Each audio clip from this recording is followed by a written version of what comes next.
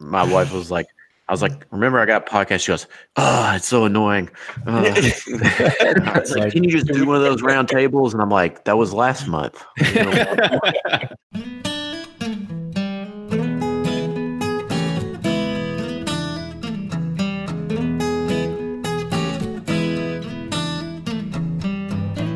Hey everybody, it is episode 209 of Bourbon Pursuit. I'm one of your hosts, Kenny, and the bourbon news cycle, it moves quick. What's trending one day is going to become pretty stale soon.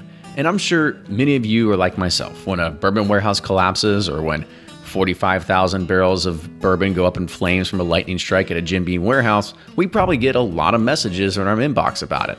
And I kind of want to focus on this and say, where are we at today on the current situation? So on July 4th, the Woodford County Fire Department waited to extinguish the fire for a few days because, as they said, there is less environmental impact to allowing the ethanol and just letting it continue to burn. Beam Suntory put out a press release saying that the barrels in the warehouse contain relatively young whiskey from the Jim Beam mash bill, and thus it will not impact availability of the product to its customers. And they are going to be working with local, state, and federal agencies to conduct response operations. And now, beyond just the whiskey, Jim Beam is looking at a $50 million loss. That would be the bourbon loss at around $45 million, with an estimated additional $5 million in the damages to the warehouses and the cleanup process. And that cleanup is going to be in response to a mass amount of bourbon that has entered the Ohio River after traveling more than 20 miles down the Kentucky River.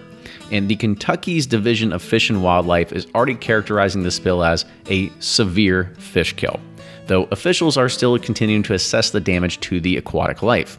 In a Facebook post on Monday, the Kentucky Energy and Environment Cabinet said that the Department Fish and Wildlife Resources is on the river again, and they are continuing to assess the fish count kill, and the results are continuing to depend. They are also going to see dead and dying fish. People are using the Kentucky River in the area, and they're going to start seeing and smelling the dead fish as well. Robert Francis, the manager of the emergency response team, said that the bacteria in the water is going after the food source, which is the sugar and the alcohol. So it ends up depleting the oxygen. The fish start to become distressed, and they eventually die. According to officials, the dead fish will decompose naturally with no harm to the river, so there's no plan to remove them. Beam Suntory is likely going to be handed a large fine once this comes to a close. If you've taken a drive in Bardstown or Shively, Kentucky, or really anywhere near a distillery or aging warehouses, you'll notice this sort of black fungus or film that grows on the side of rickhouses and even finds itself attached to road signs and surrounding homes. In 2007, when University of Toronto mycologist James Scott published an academic paper about the fungus, it pinned it on the whiskey industry.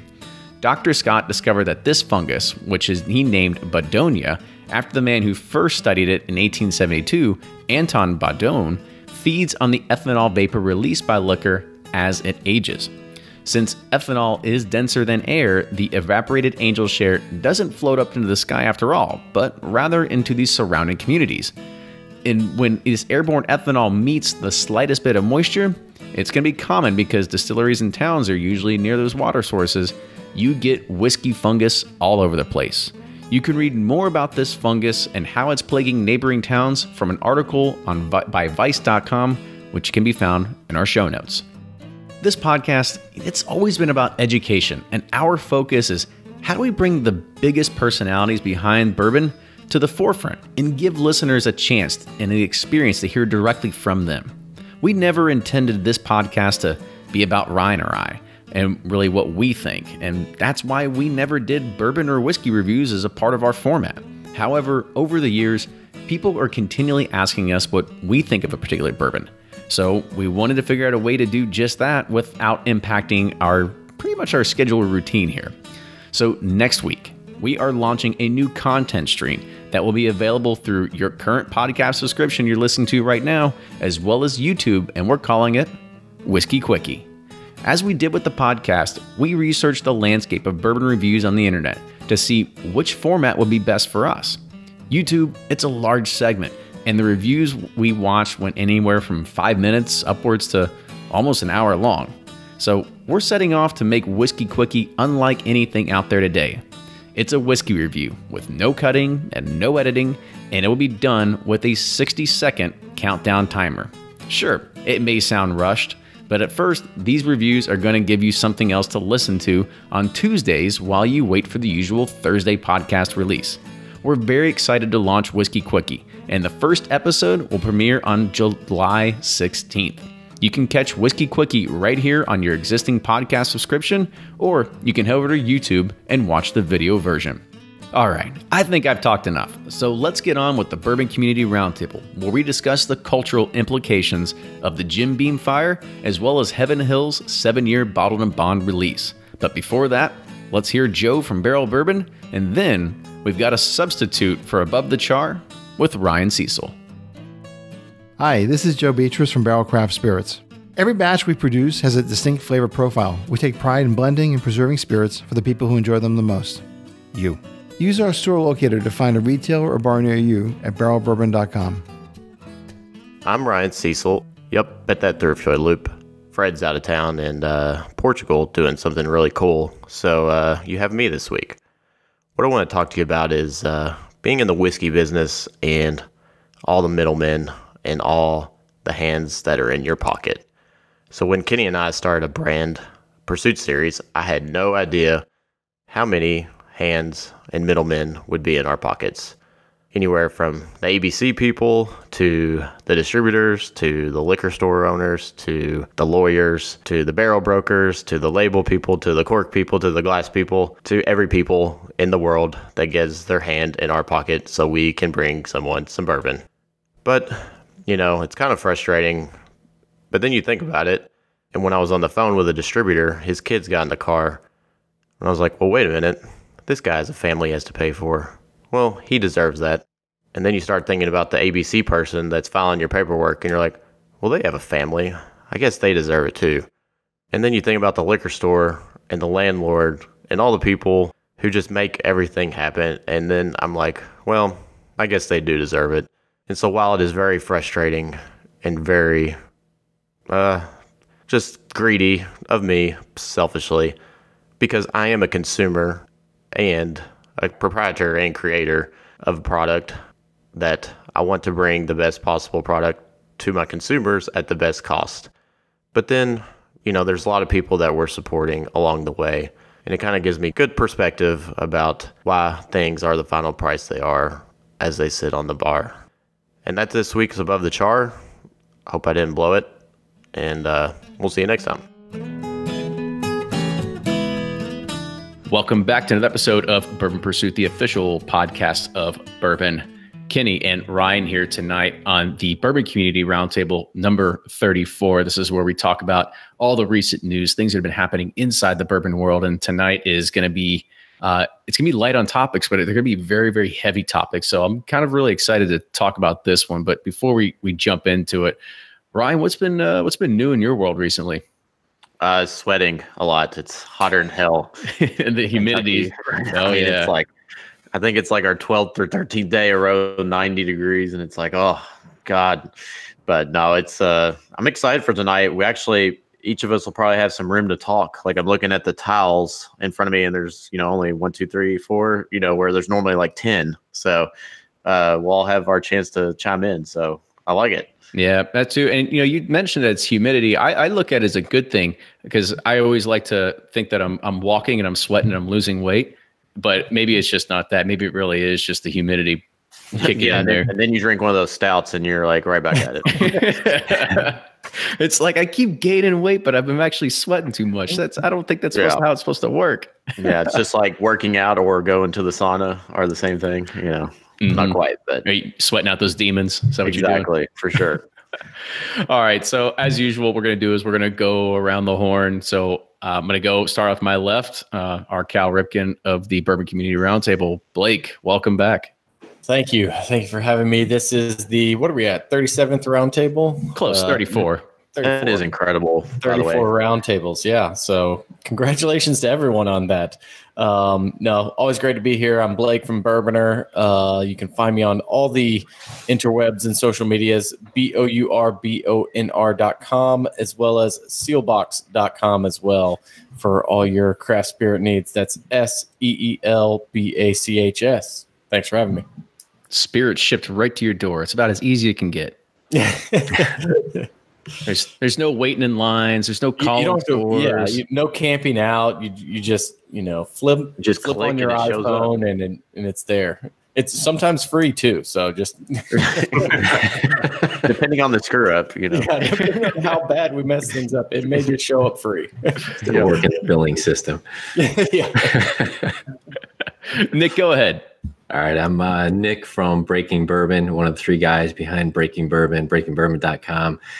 Check us out, Facebook, Twitter, Instagram at Breaking Bourbon. And hey, glad to be here. I'm kind of back and forth between myself and Jordan. And I think over the past weekend, we convinced Eric to start joining in a little bit more too. So you'll see the man behind the man, I think, a little bit more here this year. Ooh. Uh-oh. A secret coming glad alive. To be here. Yeah, coming off the bench. I like it. Yeah, and so Nick, one thing that I noticed in your background was you all did a new riff pick recently that went through Sealbox. You had a pretty funny sticker behind it. I also want you to kind of talk about that one. Yeah, so these are some of the picks here. It's actually still waiting on my bottles by just a test sticker on there, if you can see that. So we kind of wanted to play with the riff thing. So Riffler's mom, Stifler, so Steve Stifler, so everybody they can relate to that. Interestingly, just had a 20-year reunion. So that movie actually came out. American Pie came out during the summer after graduation of high school and before college. So needless to say, it was a fun summer.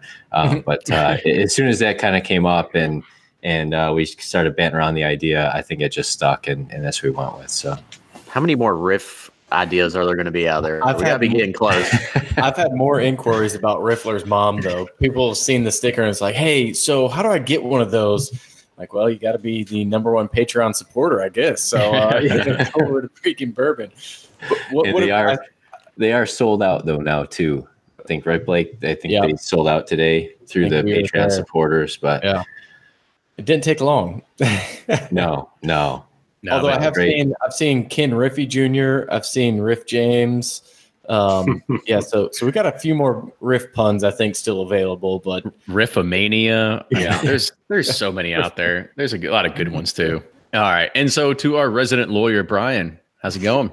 Hey, thanks for having me again. Great to be here. This is Brian with Sippin' Corn. You can find me on Twitter, Instagram now finally, and Facebook at Sippin' Corn, and online at sippincorn.com or bourbonjustice.com. And again, thanks for having me. Looking forward to this one. So before we dive into it, Brian, did I see something? It was posted by Brett Atlas a little bit earlier today. I guess there was a paper or something that was published that you had done recently that he finally said, at least he put it on his Facebook. For me, that doesn't know Brett Atlas. He's a friend of the show. He was on talking about Four Roses and barrel picks and stuff like that. But he said that he was quoted in one of your, I don't want to say like dissertation. I don't know what you call it, but whatever it is. Well, yeah, it's close to that. It's basically the scholarly journal side of what lawyers do. And I had an article published in a law journal from University of Kentucky, and for the bourbon history, and to make a point about how much bourbon enthusiasts dive deep into these issues, I quoted some of his articles from Bourbon and Banter. I had a Breaking Bourbon citation on there. I had Bourbon Truth on there, so I was trying to make a few points about how deep we all dive and how into the weeds we get, and those definitely provided some of the best examples for it. All right, so Ryan, me and you need to step up our game and just not like bullshitting about stuff, but put some facts out there. Yeah, right. Facts are optional with us, so I can understand why you would leave us out. I wouldn't want to be cross-checked or referenced, for my facts. I appreciate being on there, Brian. That was the 2-year storage experiment, and that was definitely our longest dive into anything. Oh, it was a great deep dive. The oxidation effects. I mean, that was fantastic. Yeah, I tried to find a quote from the roundtable, and I just couldn't find anything with factual support. So I had to leave it. the only factual support was actually the stuff that you contributed to. Is that what it is? I don't want to cite myself. So I'm going to quote myself from a recent podcast. Although I did have a plug for the book in the article, so I can't say I didn't quote myself. But well, you should. Yeah, so for anybody that's curious about what that is, I'll make sure I put it in the show notes of the podcast so you can go and check that out at your own leisure, because it is a long thing to read. I scrolled through like the first 2 pages and I was like, am I almost done? Oh crap, there's like 18 more to go. So I'll put that out there for somebody else that wants to see it. Yeah, it's the insomnia cure. It is. Maybe just go to the parts where I quote the fellow bloggers and then be done. That's fine. Perfect. Ooh, I know Kenny battles insomnia, so there you go, Kenny. Mm-hmm. Well, I don't know. Let's see how much I can drink tonight. We'll see if we go to sleep later. There you go. Yeah. So let's go ahead. Let's move on to our first topic conversation tonight. And this one is really focused around it was the big news last week. And this was the Jim Beam warehouse fire. It's estimated somewhere around like 45,000 barrels may have been lost at the Jim Beam warehouse fire. And this is just down the road of Castle and Key and the Glens Creek Distillery near Millsville, Kentucky. And if you put this into perspective, it's about half of the 92,000 barrels that were lost during the Heaven Hill Distillery fire of 96. And that's when 7 rick houses had actually burned to the ground. And at that time, that loss represented about 2% of the nation's bourbon supply at that time. And I think we can all kind of look at it and really say that this is a big travesty, right? This is a tragedy for all that involved. There were people that were commenting and saying things like, oh, it's only a white label, who cares? Or saying, oh, I have pre-fire OGD 114 and I'll go ahead and post it for sale. Or people were joking and saying, that's Jack Daniels starting the fire, or saying how Alcoholics Anonymous benefited from it. I mean, let's take a step back and think about it. Like, is this really like the current state of affairs of what we see in the bourbon community and what we should expect when something like this happens, when there's millions and millions of dollars on the line for a very large organization? There are firefighters that are sitting there trying to contain the fire, that are trying not to spread to people's homes in the area, and people are just making jokes out of it. I mean, is this natural? Like, is this what we could expect from here on out? I think one thing to point out is that no one got injured or died or anything in it, which is the key thing. I think the mood could have been very different if that was the case. And that scene right up front, that was the message that was out there. And I think because of that, you know, the tone was able to be different, or, you know, people maybe felt they could, you know, be different with the tone as a result of that. And that's really probably the biggest thing, is that, you know, you have these what could be really pretty scary incidents happening that, you know, fortunately we haven't had, you know, anything really seriously happen to anyone to get injured or killed, you know, more recently in some of these more major, highly publicized ones. So I think that plays into it in this case as well. Yeah, it's kind of been a black eye for bourbon warehouses the past 2 years. I mean, it's like, how many more can, like, you know, get some natural disaster or something collapse? It's like, it just kind of makes you realize that, like, how old this stuff is. And like, I don't know, it kind of needs probably some intervention maybe to kind of protect them more. Like, not just like, oh, it's been there, it's been built forever, it's all good, you know? So, yeah, it's just been happening too much lately, I think. And it's kind of serious because we all go on barrel picks and we're all in those things, and tons of tourists go in and out of them. I'm really just, you know, it's just kind of scary, you know, that all this has happened so much recently. So I think people need to take it more seriously than just, oh, it's a white label, or it's, don't drink the water that's going in the, you know, in the Ohio River. Don't drink it. You know, it's definitely more serious than that. So it's something we need the community needs to take serious, and, you know, the distilleries as well. Yeah, I think that's there's a few comments in the chat saying, you know, is this a rick house problem of late? Like, is it the age that's catching up on these things? You know, on the Barton side, that most certainly could have been a problem because there was maybe lack of oversight in regards of maintenance or something like that. However, this what happened at Jim Beam was a lightning strike, and from what I understand is that lightning poles are they're pretty ubiquitous anywhere. So they're stationed around the properties, and that's what's supposed to basically detract the lightning to go away from most of the warehouses. They're installed in a lot of places. However, it's lightning. So in regards to lightning, hopefully it doesn't strike twice in the right spot or the same spot. Well, sure, but the old warehouses are grandfathered. They don't have sufficient sprinkler systems like the new ones. If your rick is so many barrels, you're not required to have them. It's like, okay, these are like serious things that people can get hurt, and I think they need to take it seriously. That it's just not some warehouse out there. I don't know. Yeah, and this used to happen a lot more historically. I mean, there were I don't know about the collapses, but there were definitely fires, and there were all kinds of injuries in warehouses and at distilleries generally.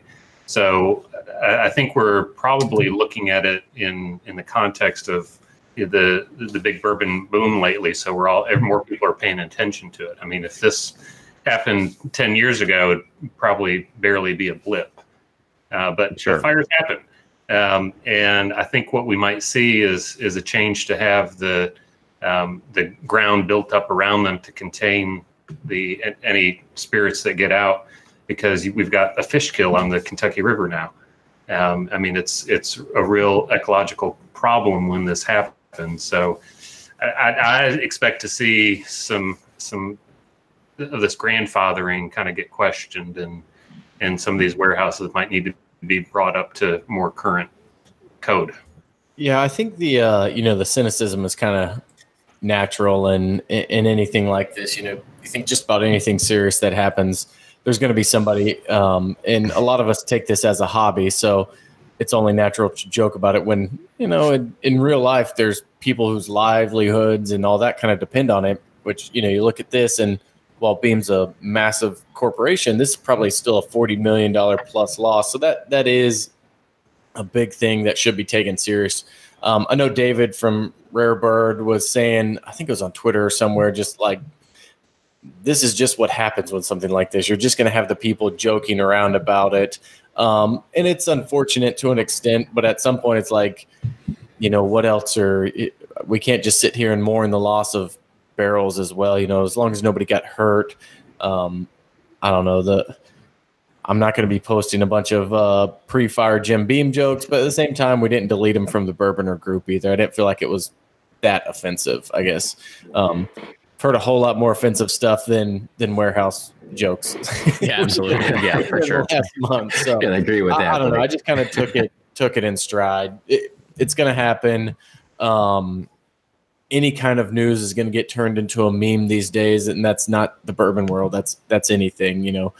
Very serious issues happen, and somehow it becomes like a funny picture with some words on it. And sometimes you need comic relief for serious weight, to kind of help you move past it or whatever. It does seem like it's been happening a lot, and maybe that's just because we're focusing on a lot more now. It's interesting to hear Brian say that this was was much more prevalent, a long time ago, I guess maybe 30, 40, 50 years ago.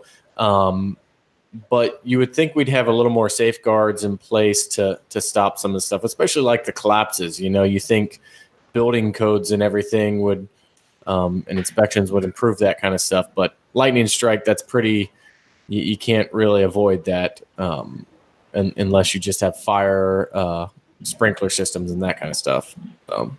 Yeah, absolutely. And Blake, you kind of reminded me of something of like, you did too, Ryan, of saying like you have to make light of a certain situation, and I don't know like when the too soon thing really, is supposed to like play a part into this, but it reminds me of like one of my favorite comedians is Daniel Tosh, and he says that like nothing is off limits. And it's kind of funny. It's like I think about it now, thinking back, I was like, yeah, well, maybe when is that boundary or that, whenever can you say something about it? And I guess in this light, you look at it and you say, well, at this point, it is a financial loss. There was nobody that was hurt. There were people that put their lives on the line, but it wasn't to the point where, it's not like any of us had like a barrel in there that was like our thing and we're like running in there to go save it. Right. It was just like, it was a contained fire. They let it burn. I think I read a news article on WHAS or something like that. They were talking to one of the fire marshals, and they're like, "Yeah, this is the best smelling fire we've ever been to." You know, it's like one of those things that even the fire marshals are kind of having a good time with it. You know, but I think it might just be in poor taste sometimes if it's like 30 minutes when the news. Like, hey, I was going to use a pun of like, let's let the fire settle or dust settle first. Not my intention, but you know what I'm saying? Like, you know, give it a little bit of time, make sure everyone's okay. And then it's like, okay. It's been a few days, Blake. You're clear. I'm good. Okay. I feel better. I mean, I've heard estimates that it was like $270 million of losses. That seems like a lot for 45,000 barrels. Well, I mean, you got to think 5,000 a barrel, you know, probably. I mean, it's cheap stuff that they're getting like probably 250 plus bottles out of. I mean, and then you times about 40,000. So I don't know. I was thinking replacement cost. Yeah, so, you got to wonder what they insured it cost for. them $250, They got to build a barrel. Then they've got to rebuild the warehouse. Right. But yeah, I could be way off. And one of the worst opportunity costs too. So it just surprises you that they don't take. I guess they do have them insured, but you know, it seems like okay, I could spend $500,000 on a warehouse to get it sprinklered or whatever, you know, correctly to help save. Maybe I don't know. Maybe I'm just way off. I'll ask Donald Bezic or Donald Blinko. Part of what's tragic to me though is this, and people keep calling it the Beam fire, which of course it is, but it's Old Crow. And I don't know when these, I didn't pay attention when these were built, but this is a distillery built in the 1870s, I think it was. 1870, I think, is when Old Crow was built. I don't know if those date back that long, but if ever we were going to have a revitalization of the Old Crow brand, and if they were ever going to bring that distillery back as some kind of tour destination like they have at Old Taylor for Castle and Key, I mean, we're losing out on those opportunities, and that's what bums me out the most, since there wasn't any injuries about this. Brian, I think you bring up a good point too, because I know Fred, who couldn't be on tonight, he kind of made a mention to me in a text message and saying like, this is scary. You know, not it was when it was happening is like not just for the fire and everything. He's talking about the visitors, like the people of Bourbon, and really what this could mean, saying that this should. If more of these things happen, whether they're fires, whether warehouse collapses, any sort of distillery mishap that makes headlines, he said this could completely change any visitor experience you ever go to. It could completely change any barrel pick experience you ever go on. Like it could eventually get to the day where they're saying like, no, like we're not allowing anybody else in the warehouses. Like forget a hard hat tour or anything like that. Well, I mean, Kenny and I experienced that for a Barton pick, 1792 pick, and you know there was lightning in the area, and they're like, "No way, we're gonna do it inside," and it's not as fun, you know, being in a little tasting room. But luckily, the skies cleared and they let us go back in there. But yeah, he's totally right, and that's for the right reasons, though, too. Oh, sure, absolutely, it is legitimately. Well, it's legitimate, but I always think when I think of a sterile experience, I think of the Heaven Hill downtown. I mean, it's like Disneyland, and you don't get any sort of real experience there. And that could be what this turns into if the insurance companies won't insure the distilleries if they let people in. I mean, that's who's going to drive it. It's can you get coverage or can you get coverage that you can afford? And maybe you have to limit it to visitor centers and kind of the Disneyland look. Yeah. Right. That would be a detriment. That would be a sad thing to see happen. Yep. But I would play this angle though too. You know, I got sent the link and that from a lot of people who are outside of bourbon who just know that I'm into bourbon, and so they sent the link. But from somebody's perspective that's not really involved in bourbon, you know, you're so bombarded with bad things happening all the time. You know, do you look at something like this and not really think anything of it? You know, because you're not involved. No one was injured or hurt. You know, you see much worse stuff than this happen on a daily basis in the news, depending on what you watch.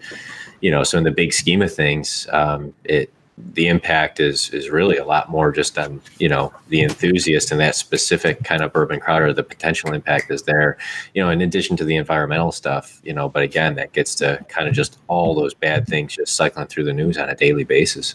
No, you're totally right. And who knows if this might have been a smaller craft distillery, who knows if it would even made headlines, especially around the nation, just because of the size and the impact of what it was. I mean, if I saw a quote from John Little from Smooth Ambler he put on Facebook, and he said that it's sad to see these kind of incidents, like no matter the size of the company. And he says, I often put myself in Smooth Ambler's position, and a tragedy like this would be completely devastating to his type of business. So it definitely is a scale thing too when it comes to it. So yeah, they lose 45,000 barrels. They're done. Yeah. Well, absolutely. Absolutely. So I think at this point, I think we can kind of move on. We're all kind of fired up. Is it too soon? Too soon. Okay. And to pour a pre-fire Heaven Hill. All right. So I won't do that. But yeah, now we're going to go into kind of the next topic. And this is the one that I think might have been a little bit old news by now, but we're going to go ahead and kind of spark the situation back up because it's the roundtable, and why not? Because this is going to be a lot of the opinions of really what we see of what's happening inside of the bourbon community and everything like that.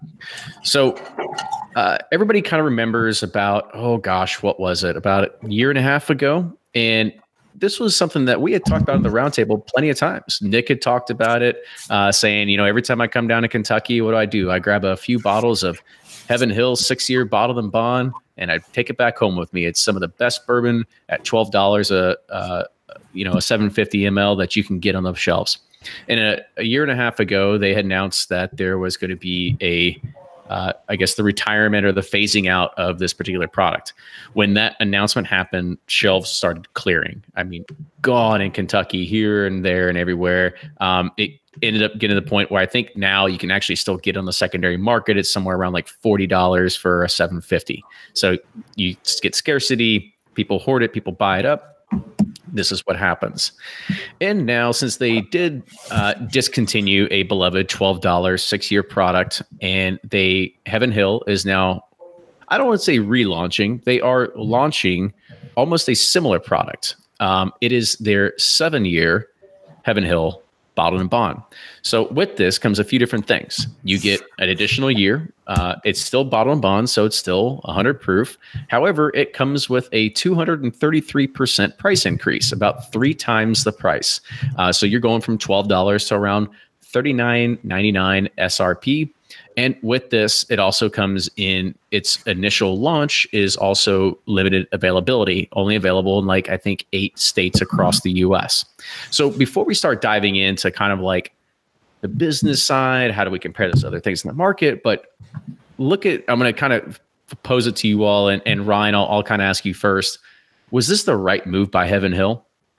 I love Heaven Hill, but man, they botch a lot of things, like the Elijah Craig 12-year age statement, like moving it to the back label, then moving it to the side, then doing it, and then saying, it's not going away, and then it goes away, and then this, it's like, I don't care what they do, just be upfront about it. Who cares? I'm still going to love you, but I think, they should have just been like, hey guys, given the market, we have a great product, there's stuff out there in the market that's way less age, not as good, with a bigger price tag. We feel like this is what it's worth, and here you go. And I would have been like, yep, you're totally right. I totally agree with you. Give me my 7-year for $40. But and I still will do that because it's going to be a great product. But it's just, I don't know why they do that. I just don't understand. But I will say that I am wearing my Heaven Hill hat tonight to make sure that I am showing support for the brand, because I still love the brand. Oh yeah, of course. I love their and yeah, I mean, it is. I don't know. I mean, I don't know if it's a dagger to the heart for a lot of bourbon consumers and bourbon lovers out there, because you're not wrong. Like, this was on the shelves for a very, very long time around here, and it's not like it was flying off. No. It was a great value for what it was. But before we do that, dive into more of it, Blake, kind of talk about your side. Do you think this was the right move by Heaven Hill to kind of get rid of it and relaunch it? Yeah, I think it was definitely the right move. Not from, my perspective as a consumer, but from a business standpoint, it was the best move they can make. I can't imagine what the cost is on a, 6-year-old bourbon, but the margins probably weren't huge.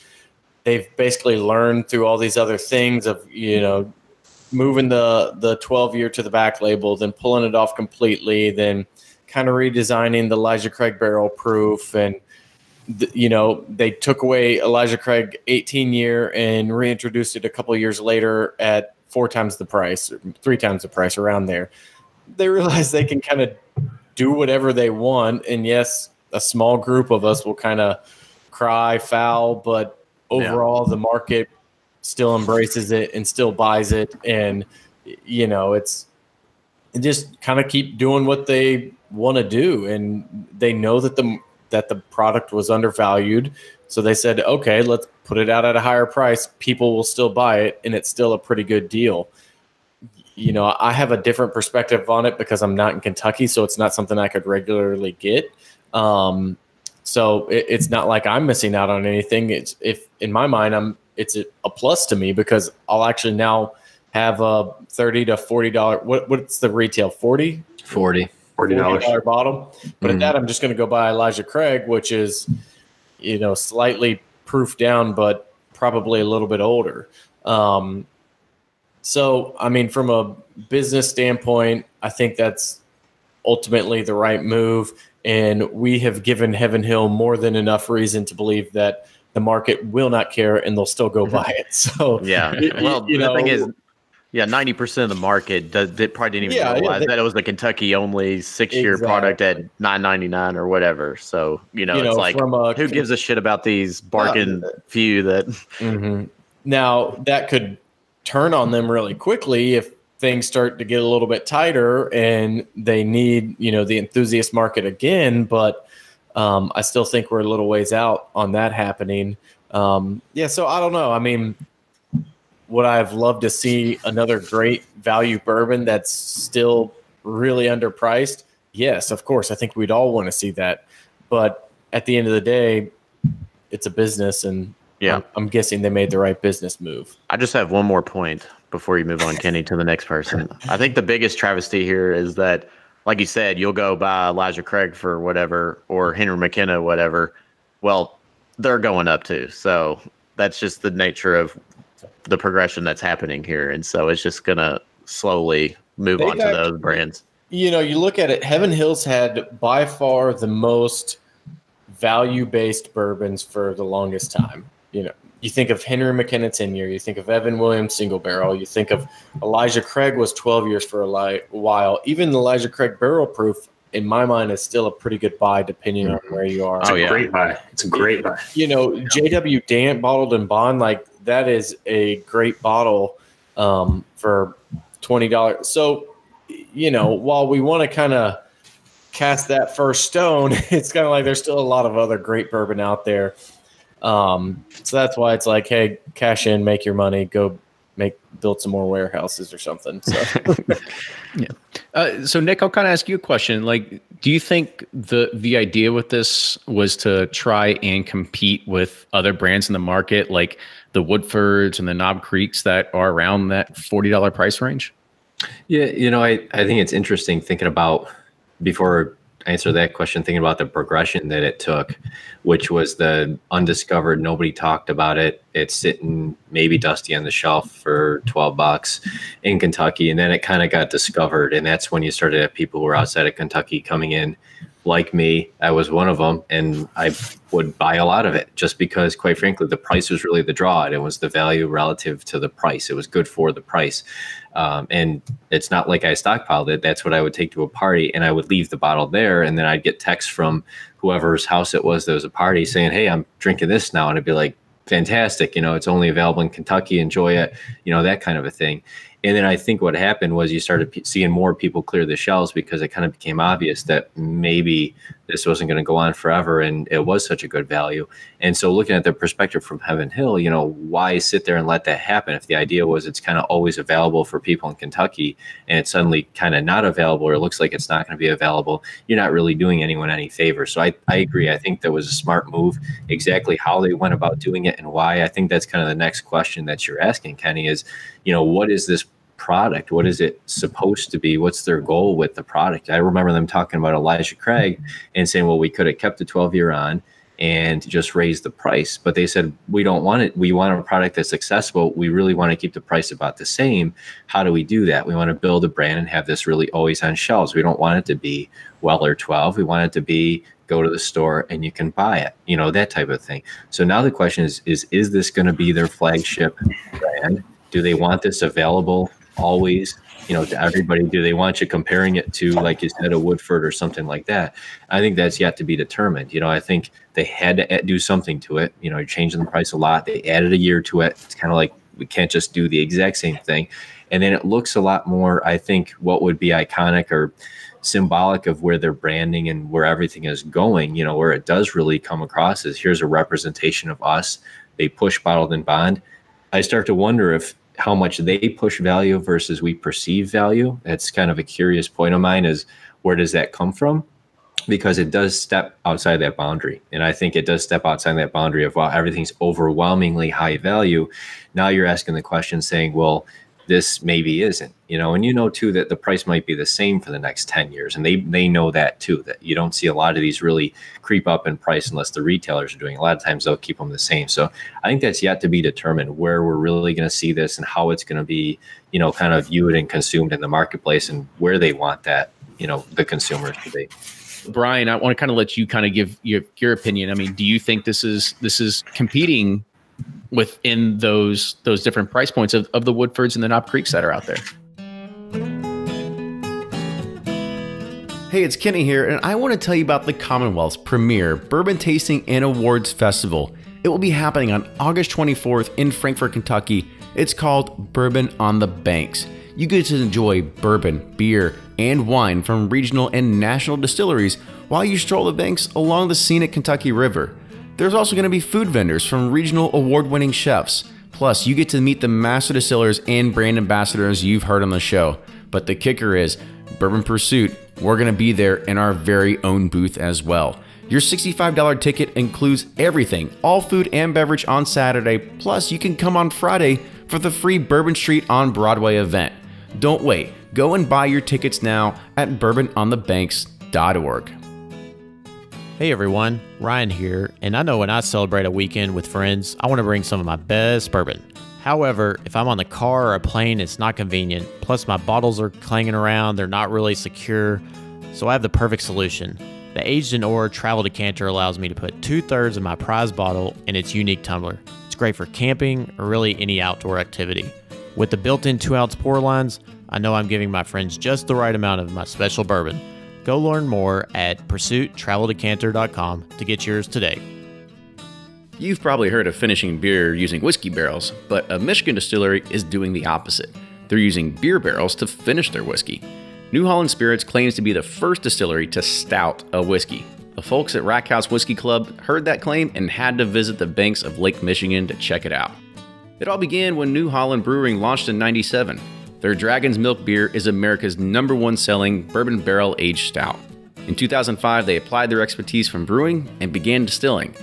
A beer barrel finished whiskey began production in 2012, and Rack House Whiskey Club is featuring it in their next box. The barrels come from Tennessee, get filled with Dragon's Milk beer twice, the mature bourbon is finished in those very same barrels. Rack House Whiskey Club is a Whiskey of the Month club on a mission to uncover the best flavors and stories from craft distillers across the U.S. Along with 2 bottles of hard-to-find whiskey, Rack House's boxes are full of cool merchandise that they ship out every 2 months to members in over 40 states. Go to rackhousewhiskeyclub.com to check it out and try a bottle of beer barrel bourbon and beer barrel rye.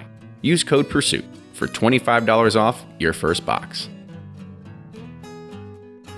Brian, I want to kind of let you kind of give your opinion. I mean, do you think this is competing within those different price points of the Woodfords and the Knob Creeks that are out there? Well, $40 is the new $25. Mm-hmm. And everything that we used to be able to get just 5 to 8 years ago now is going to be $40. So as consumers, we just have to accept that. What really struck me the most about this is a few days after this happened, I was at a continuing legal ed seminar, and the KDA had a presenter there. And she was, and I had heard this before, but totally forgot it. She was saying that 60% of $1 for your spirits purchase in Kentucky goes to taxes.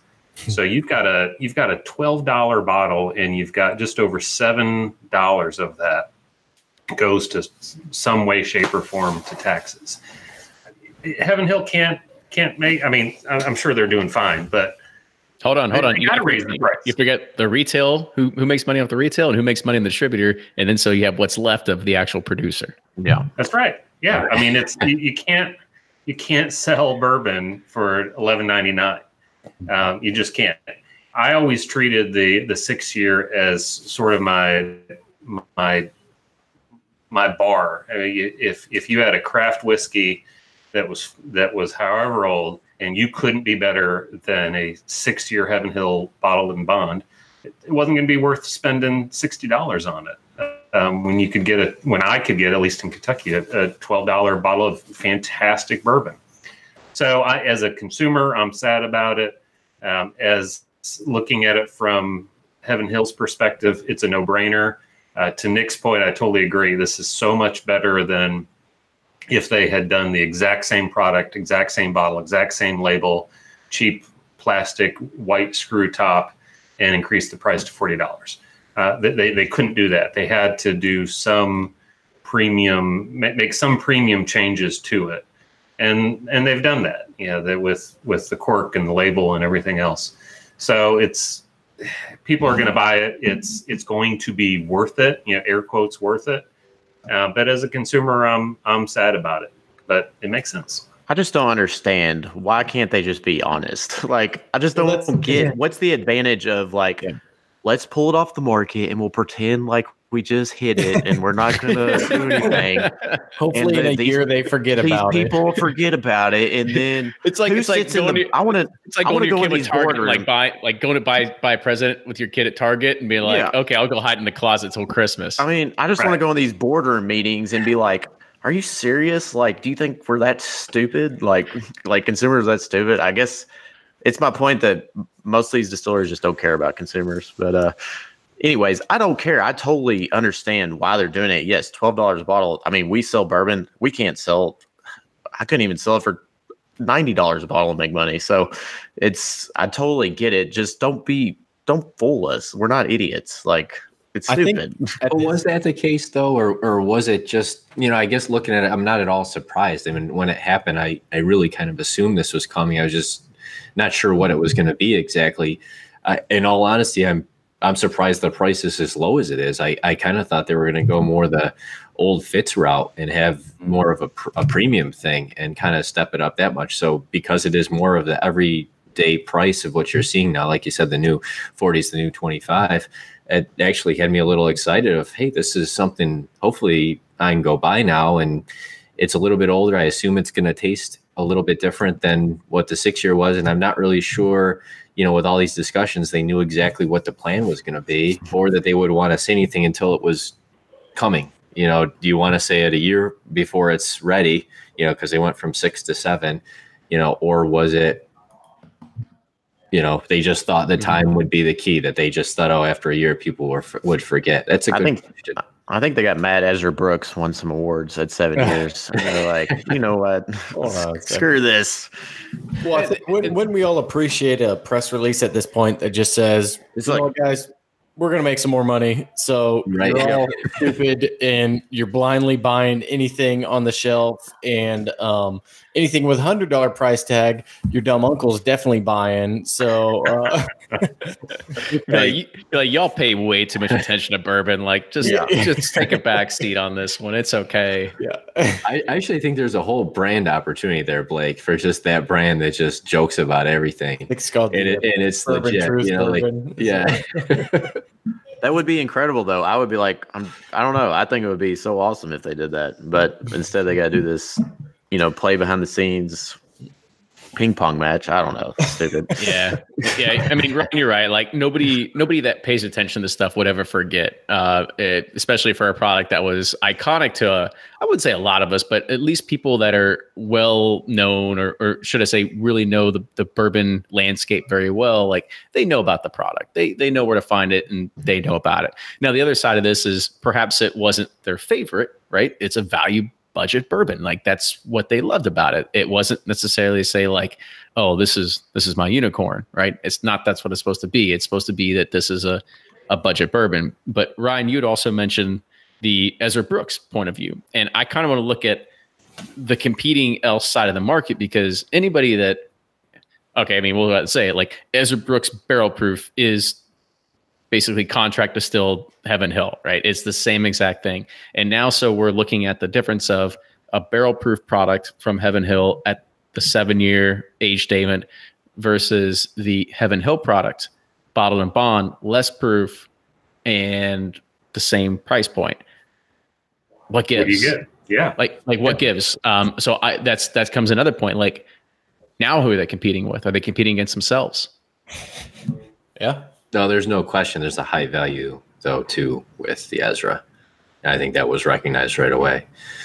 So part of that is that value proposition. Just thinking about when age always comes into play when you think value, and you get this weird dichotomy with smaller craft distillers where stuff's coming out for higher prices, but then in some cases people are like, oh, it's craft, it's not kind of recognized yet. Unless you want to support them, it's in some cases it's not really there yet. In other cases you have somebody like New Riff who's killing it, with the 4-year. And, it bottled and bond, so here you go. Is a 4-year, is a 7-year, you look pricing. I mean, do you put them on the same platform for, I'm going to compare this to that? Or do you say, well, no, there's a different comparison here because of distillery size and, those kinds of things. So that's the questions you always have to, kind of look at. And some of it comes down to just how much you like it, how good it tastes, but it also comes down to how they're speaking with you. And I think, Ryan, you made a good point, for the enthusiast side, because maybe some other people, the general public doesn't care, but you never want to be lied to, and you never want to feel like the wool was pulled over your eyes, which unfortunately with the Elijah Craig age statement, that was how everybody felt, and so I think, lesson learned, avoid doing that. Like think proactively to speak to that group so that you don't lose that, that faith in that community that's behind the distillery. All right, Nick, here's Heaven. Oh, go ahead. Sorry. Oh, sorry. Nick, what's that New Riff bottle and bond cost? $55. Or no, the bottled and bond. Bottled and bond's what is it, Blake? 40? 40. Yeah. 40. So right there, 4-year, 40. And I think a great value. I think it's a great product. Yeah. So I guess this caps the secondary price of the 6-year bottle and bond, right? It's got to be under 40. Well, now it's the old label though. They changed it, so now it's it's discontinue. So it's supposed in a way, right? So you've got a label you can't buy on the shelf anymore. Yeah. I want to throw another one out there. Ryan. I want to throw another one out there. Oh, go ahead, Ryan. Well, let's say, here you go, Heaven Hill. I know you're going to do this within the next year or two. When you want to raise Henry McKenna's prices and you change the packaging and you change the cork so that you can justify a $20 increase, just say, we are going to change the cork and the label, and we're going to raise it by $20 because we think it's undervalued. And I will say, amen. I will go buy it still. I think that's a good, Ryan, that's it though. Like anyone who's paying attention is somebody who cares. Anyone who's not paying attention doesn't care. So you got to speak to that group. Yep. I mean, that was, Ryan, you kind of teed up the next question right there is we now see an aspect with inside of Heaven Hill that they're kind of cannibalizing themselves, where they have products that have higher age statements and higher, I don't want to say perceived value, and sometimes even higher proof, selling for less money than this product that they're putting out. So, you look at the Henry McKenna bottle and bond, as you mentioned, you got Evan Williams, you got JTS Brown, you've got JW Dant, you have all of these different products.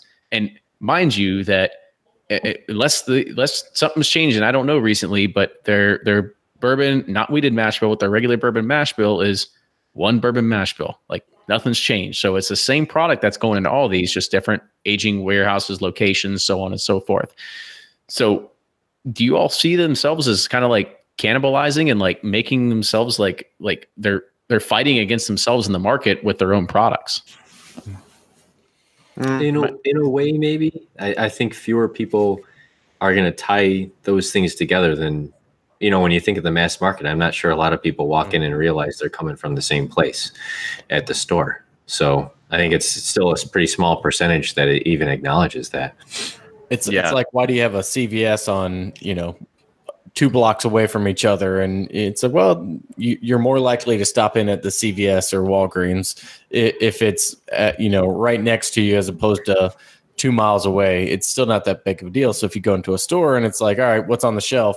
If they only had one product, you're less likely to grab that bottle when there's 100 products on the shelf. So they put 8 to 10 out there, you're more likely to grab it. So I think the answer to your question, Kenny, when I was out at a bourbon event at a different city and I'd met some people that just started drinking bourbon 6 months ago, they had no idea that Eagle Rare, Buffalo Trace, and all, under that same mash bill were the same exact mash bill. And they're like, what? You're kidding me. Like, it's the same mash bill. They have no idea that, like, all these brands are the same mash bill, just different prices, different age, whatever. So they just, like, the everyday consumer has no idea. And you pointed them to the bourbon or mash bill breakdowns. Actually, I did use that as a cheat sheet. I did use that as a cheat sheet. Thank you. There you go. We give away posters of that shit now. Yeah. Thanks for coming. Here's your mash bill. Yep. Yeah. But I do want to also give a shout out to Dave over at Rare Bird 101, because I know he's been talking a lot in the chat here, is always saying, like, Wild Turkey 101, it's still there, price hasn't changed, so you could always go there. I saw his $10 comment on that. It's the new $10, right? Exactly. So he's trying to put his stake in the ground and hoping Southwest bourbon a choice. Yeah, well, he's also hoping the Campari folks don't start taking a note out of Heaven Hill's playbook here. But then the also kind of thing is, when we look at this and we look at from the enthusiast point of view, we are the bourbon enthusiast. This is, if you're listening to this podcast, you are a bourbon enthusiast. Yeah. There's no way getting around it, right? You are one of the few people that really care. Maybe not as much as us, but you care a lot. You care a lot. A niche. Exactly. And so you kind of look at it and you're like, well, if Heaven Hill really wants to make money off the enthusiasts and really care about them, this is what David at Rare Bird 101 says. He says, maybe you should sell single barrels at more than 94 proof, right? Do something more than just what you do at Elijah Craig. And I think he might be onto something there. Yes, they ruined those single barrel picks by selling them at 94 proof. It's a travesty, really. Mm-hmm. But and so the last kind of thing I want to hit on with this, as it's kind of rounding out this topic here, is we had noticed inside of the press release, and this is almost like unheard of, to be able to have a bourbon that's being launched coming from a prestigious distillery inside of Kentucky, and it says it's available in 8 states. And you start looking down, and there's one abbreviation you don't see. And that's KY. You do not see KY as one of the first states that are out there. Now, Ryan and I have a kind of a good inkling of why this might be, and I'll kind of let Ryan take it here. So, Ryan, kind of give your thought and your process of why wouldn't you go and make Kentucky an available market on day one? Because they know they'll sell it no matter what, whenever it gets here. So they got to go spread to the masses and get the new consumers, which I understand. It's totally cool, but it's like Fred always talks about, you can't forget the people that brought you to the dance. It's like, I don't know. It's frustrating, but that's totally why. But it's just great to see, KY not get something that the rest of us do. We can all agree that it's about time. So. And New York is on that list, so that means 3 to 6 months after it's released, we'll see it actually in stores. It's like, Florida. All the fun releases are going to come after everyone's Instagram has been flooded with pictures of these new releases nonstop. But hey, I'm excited. Yeah, I mean, Ryan and I, we were talking about this because he recently took a trip, and it's kind of like Kentucky is very, very small in the big picture of things. That was my next point. Yeah. Yeah. I mean, saying that, yes, there's 4 million plus barrels of whiskey aging in Kentucky. That's more than the population of Kentucky. Guess what? That's about half the size of Dallas. Yeah. Right. Yeah. It's like and then you got cities that like Houston and LA and New York that are, just it'd be even bigger. It's like, yeah.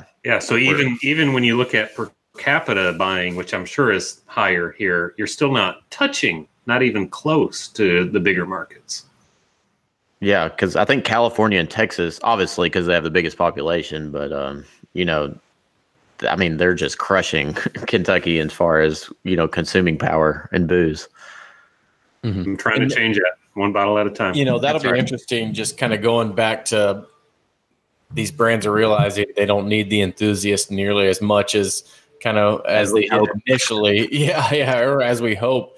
What starts happening when the stuff stops hitting Kentucky as much? Because overall, Kentucky still gets the lion's share of a lot of the allocated bourbon. And to my knowledge, this is the first one that kind of gave the Kentucky snub. So it'll be interesting to see what happens, if that's kind of hurts the brand overall, or they just find a new market and never look back.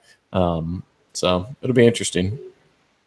No, I think you're totally right. I think this is going to be, it could be one of those pivotal moves we start seeing in regards to the market and how things shift. And when somebody is going to launch a product, where are they going to launch it?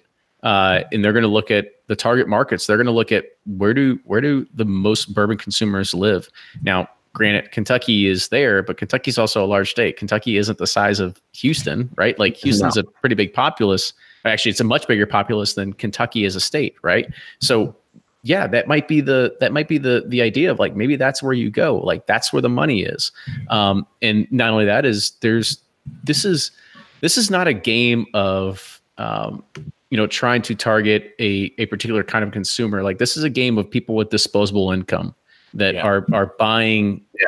I mean, Kentucky's a poor state. I mean, they're one of the, probably top 10 poorest states if not even higher than in the country. So, I mean, there's not a lot of people with disposable incomes that can just drop money on expensive bourbons all the time. But we spend it on Rupp tickets and bourbon. That's right. Priorities. But was that the thinking though, or does something play into it? Because it is really odd that it was a Kentucky only release, and kind of coming back. You'd think like that's the narrative, that it was Kentucky only, and we're gonna start in Kentucky. So was it because they wanted more momentum in other states first, or was there concern that it was going to be received or perceived really negatively because you took it away and then brought it back at the price it's coming back at? You got to wonder if there's more to it than just this is what's going to give the most momentum, as much as was there a PR play that got batted back and forth about where do we start here? Because it seems like it's going to be everywhere, and it seems like wherever it is, it's new, it's talked about, it's probably going to do pretty well. So it is really odd that it didn't start in Kentucky. I got to admit that, despite thinking it's a smart move, not being in Kentucky is really, it makes me wonder how they came to that conclusion. Well, it could be like, oh, well, it's been in your state for the past how many ever years? You haven't been buying it. You didn't care about it still a year and a half ago. Like, let's go somewhere else. It could be that. You didn't care until we said we were going to pull it, and then it got popular. Yep. I don't know.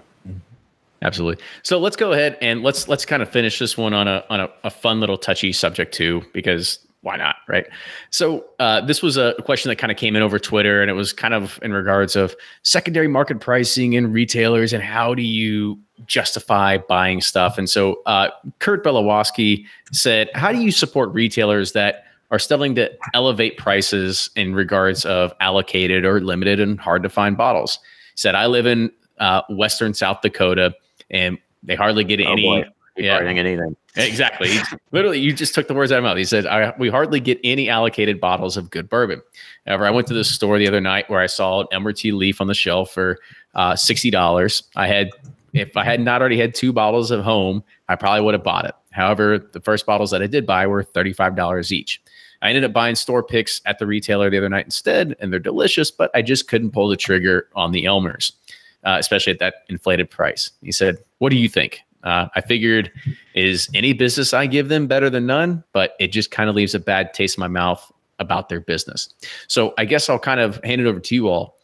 Is there a reason, or is there a time that you should support these retailers that are, and this is kind of even going to, this is actually a recent thing. We've had Jamie Ferris from Lincoln Road on the podcast before. He just recently released his Willett family estate bottles. He had a 17-year barrel that he had, as well as I think an 11 and a 5-year. But the 17-year he was selling for $1,000 a bottle. So everybody knows Lincoln Road. Everybody loves them. However, should you support businesses like this, and why or why not? Yeah, I mean, so I guess I'll jump straight into it. But I mean, to me, if it's selling for that, that price point on the secondary market, why shouldn't the retailer take advantage of that? Now, granted, you could say that he could offer it to other retailers or other customers who are frequently buying, but the whole market in general right now is pretty underpriced. And, even with the Lincoln Roads, was there a single bottle that went unsold in the first, 48 hours? I'm pretty sure they're all gone. So probably not, man. Yeah. So that's where the market drove it. And it just, at this point, seems a little naive to think that, why would Jamie sit there and sell it for $300 when he knows some guy's going to buy it and put it for $1,000 on the bourbon secondary market? He's in the market. Parking lot and he's already got it posted. Yeah. I mean, I imagine that's the most frustrating thing ever. And you kind of got to find a balance. While I think some of these guys, you're finding the balance, and they have these trophy bottles that are just going to sit on the shelf. It's a quote unquote Pappy 10-year for $4,000 or something. It's like, okay, you obviously don't understand what's actually going on. But for guys who are really into bourbon, they know the market. Like, I don't have a problem with them, being the ones to get the good margins from this, better than the guy just sitting in his car, taking a crotch shot and throwing it on a Facebook group. So, I mean, is the perception changing? And all us, Brian or Nick, like, what do you think? Is the perception changing over time that, if we rewind the clocks back 2 or 3 years ago, we're like, oh, screw these retailers. Like, they should be selling it at, retail price. Like, they keep doing this. But now we're kind of like, hey, like, you got to will it. It's undervalued. You got Pappy, it's undervalued. You got BTAC, it's undervalued. Like, you should be charging secondary market prices. Like, what do you think? Yeah, I was really frustrated 5 years ago when I would go to a store and I would see something that wasn't BTAC, wasn't a Pappy 23. It'd be something like an Elijah Craig 12-year barrel proof. I remember at a store outside of Lebanon was charging something like $200 for it 5 years ago. And that's just outrageous. And there's another store just outside of Lawrenceburg that charges jacked up prices. And now you look back at that and you wonder, well, it's who's in, air quotes again, entitled to that money. So I don't necessarily blame a retailer for charging that. I mean, it's not, people use the word gouging. It's really not gouging. It's what the market bears. And it's similar to our Heaven Hill discussion. As a consumer, I can't stand it. I hate it. I want the value. I want to be able to get my $55 Elijah Craig barrel proof. I want to be able to get my 6-year Heaven Hill bottled in bond for $12, but I can't do it anymore. And then I think the other thing we need to think about is reliability. There's been enough problems on the secondary market about who you can trust and who you can't trust. And you should be able to trust a store more. I mean, I know a lot of people talk about bar pourers and you can't trust an open bottle, but if you're buying a sealed bottle from a store, at least you should be getting what the bottle is. Yeah. So from that standpoint, I don't blame them for charging that. That doesn't mean I'm going to buy it. Someone will buy it, but I won't. But I don't blame them. Yeah, I think there's a difference in seeing like a $500 Weller 12 and a $2,000 or $2,500 Pappy 23. Like, there. One of the things is not like the other, where I can kind of say, yeah, you'll probably get somebody to walk in who buys the Pappy, but the Weller 12, that's just a dumb buy, no matter who you are. So yeah, the Weller Special Reserve that's confused with the Weller 12. Send those guys to me. I wrote something about this. I was just looking. It was almost 3 years ago now, and I used the word gouging in there, and I know now, and I know at the time, it's not technically gouging. It was the point of the context of the write-up, just the case for MSRP. But this was, and even 3 years ago, I feel like it was very different than it is right now. I do think it's it's come to be more accepted, where I think maybe over the past 5, 6, 7 years, you can get back to a point where, not to say it wasn't happening at all, but it was much less frequent. And you certainly still had a lot of opportunity for MSRP, and you had a lot of retailers that didn't realize what they had yet. And now you've really seen, I think, two directions. I think one, they're getting more educated about what is what, but you do have those that are putting the stupid price on something, thinking it's something else, not knowing, and it is a little frustrating in some cases. The flip side is, go where they have the things that you want, go where they treat you good, and don't go to the other places. And, retailers can still be creative. There's a local retailer here that's a little bit off the beaten path, had the best selection, pretty much in the area, and decided this year is going to sell all his allocation at MSRP, basically, but you're going to get basically a ticket to buy it by buying a bottle. So he cleared out a bunch of great stuff on his shelves for the most part at MSRP, and then sold the stuff for basically MSRP. So he actually did pretty well with that, and he generated a lot of goodwill with the community too, because it was a fun thing that he did. So I still think there's opportunity there, but it's where you want to position as a retailer your store. And you're seeing retailers online. If you want to have a wide selection, you can't put everything on at MSRP because it's going to be gone, and you don't have a selection. It's the same thing with bars. The Pappy is gone if you're doing it for $15 a port. You've got to price it high enough that you have enough.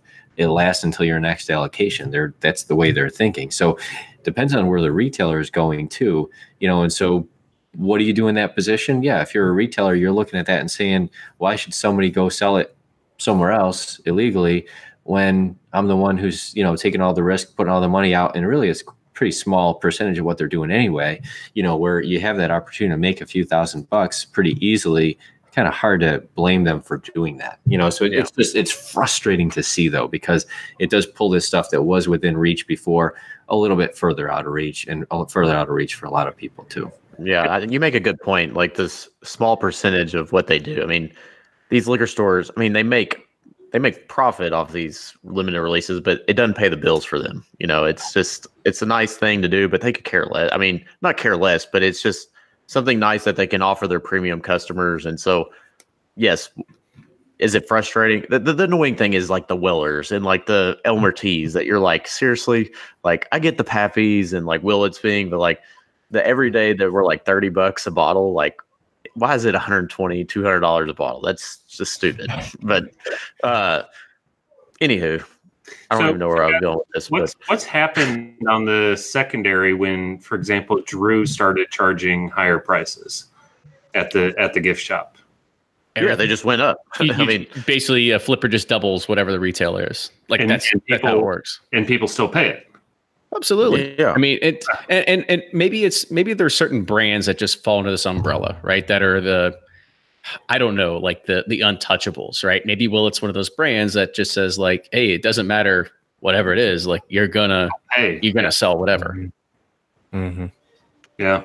But I still wonder about the percentage that really are actually buying on secondary, and how much of that percentage is outside a restaurant or bar, who's the ultimate purchaser, who's actually still going to have a markup even at a secondary price in a lot of cases.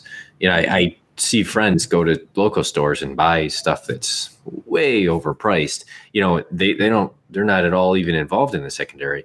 So I think that's just becoming more prevalent now, and I think that's probably a much larger percentage of the higher priced purchases is they are happening at retail now, and in a way that's where they should be happening. It's ultimately what makes sense, but part of it's uneducated consumers, part of it's just that demand, and part of it's in some cases it's $150.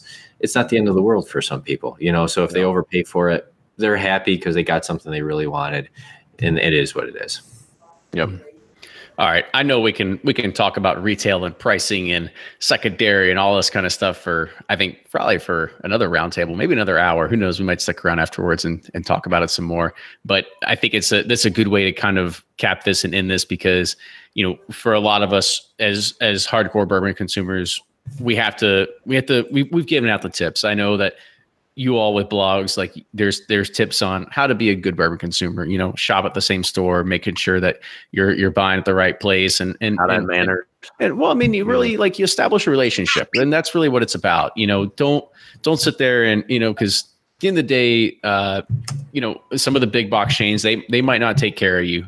You're going to be in the, I don't know what you would call it, but basically the rat race with everybody else trying to get these allocated bottles, and you're paying whatever thousands of dollars to get your names on these lists, and it's tough. It is a pay to play kind of game, and at the end of the day, maybe if you're spending all this money getting all this other kind of stuff, maybe you should just be buying them a secondary anyway. So, but like I said, we'll save that for another topic on another night. But gentlemen, I want to say thank you again for joining us on tonight's roundtable. It was a good discussion talking about the Jim Beam stuff, the Heaven Hill stuff, and then as well as this. So as usual, I'm going to let you all kind of give a ability to give a shout out of where you all blog and where they can find you and everything like that. And we'll start off how we started. Blake, with you first. All right. Always a good discussion. So glad to be here. Again, I'm Blake from bourboner.com. That's BOURBONR.com, as well as sealbox.com, SEELBACHS. Yep. And now before I realize it, one of the things that Kurt had asked, should I have bought those Elmer Tilly's at $60? I would have said yes. I probably would have bought them at $60. Yeah. I mean, I feel like that's, you got to look at it like, even at $60, that bottle's probably better than the majority of stuff that is out there right now. So what's the MSRP on that? 60 isn't really. What's I think it's like 35, 30. Yeah, 30, 35. I think that varies a lot by state though too, because I've seen some of the New York prices. They're quite a bit more, and I know retailers get hit with like a split case charge, and in some cases where they're paying an extra $3 a bottle or something, and they don't have a choice. This is what you're paying, type of thing. So prices move around a lot. That's not too far off. I'm thinking more when you're paying $150 for Elmer. That's where you don't do that. I mean, I don't want to be a jerk, but I haven't bought Elmer probably in 5 years since it's been $30. I mean, it's just not. It's good and all, and I've got some, so that's what makes me a jerk for saying I'm not going to buy it. Yeah, but you have to camp here to get it, so it's like not worth it. It's not worth it to camp. Yeah, do not camp for Elmer. Yeah. Bring Elmer camping. That's what you do. Exactly. That's exactly right. There you go. Flip the script on it. Nick, go ahead and close it out for us. All right. I'm Nick from Breaking Bourbon. Check us out on breakingbourbon.com and social media at Breaking Bourbon. And I know that this guy isn't going to go camping for Elmer. So Brian, go ahead. All right. Thanks. Brian with Sippin' Corn, SIPPNCORN. You can find me mostly on Twitter, a little bit on Instagram and Facebook. And you can also find me on sippincorn.com and bourbonjustice.com. Thanks, guys. Speaking of Elmer, I think the last bottle I got was the granny panties one or whatever. It tastes like a basement. I got one of those. Oh, you got one of those bad ones? Yeah, I got one. And since then I haven't opened anymore. I'm a little nervous. Yeah, I think it's a throwback to a round table back in late 2015, maybe 2016, something like that. Yeah. Yep. And they basically just said like, no, it's fine. Yeah. Right. People buy it. It's fine. Mm-hmm. It fits our profile perfectly. We're going for that mothball scent. That's why laser codes are important, people. There you go. You heard it from the man that if you need evidence, that's what it is. Right. All right, so let's go ahead and we'll kind of round this out. Gentlemen, I want to say thank you again for coming on the show tonight, and everybody that was on the chat. Thank you so much. There was a lot of good comments in there, and talking about Wild Turkey, and talking about Heaven Hill, and kind of everybody everybody has a kind of a stake in this sort of game here, and it's good to see a lot of the comments really come through, because it really does show the passion that this community does have behind a lot of these brands and really what it does mean to it. And then Ryan, I'll let you close out of here in a second, but people, make sure that if you do like the show, leave us a review on iTunes or wherever you get your podcasts. It's always great to kind of see that coming through, and we're always trying to make the show better every single time with good guesses as such as we've had on tonight. All right, so I'm up. Yeah, that's kind of how it works. Yes, it's not like you've done this 200 or something. I'm not the Cal Ripken, so kind of.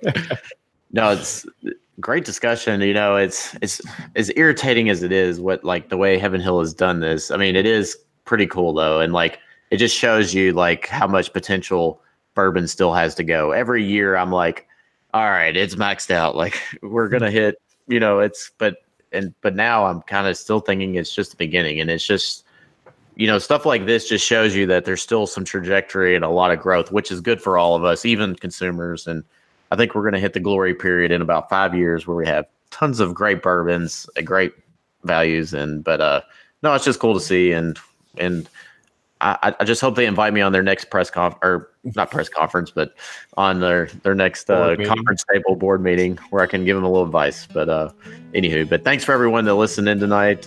We appreciate it. And the chat always, I've been following it all night. I love the chat. It's awesome.